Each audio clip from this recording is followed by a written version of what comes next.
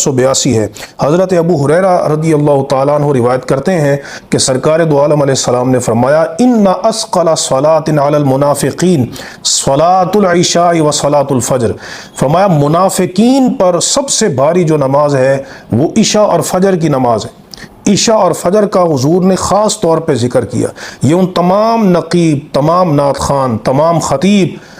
حضرات کے لیے اور ان تمام نام نہاد عاشقان اور محبان کے لیے کہ جو محفل میں جاتے ہیں لیکن عشاء اور فجر کی نماز نہیں پڑھتے، یہ حدیث ان کے لیے قابل ذکر ہے کہ نبی کریم علیہ السلام نے انہیں منافق قرار دیا اور فرمایا کہ منافقین پر سب سے بھاری جو نماز ہے وہ عشاء اور فجر کی نماز ہے۔ وَلَوْ يَعْلَمُونَ مَا فِيهِمَا لَأَتَوْهُمَا وَلَوْ حَبْوًا، فرمایا کہ اگر وہ جان لیتے کہ ان نمازوں میں کیا اجر و ثواب ہے اور کیا خیر و برکت ہے تو اگر انہیں گھٹنوں کے بل بھی آنا پڑتا تو وہ گھٹنوں کے بل بھی اس نماز کے اندر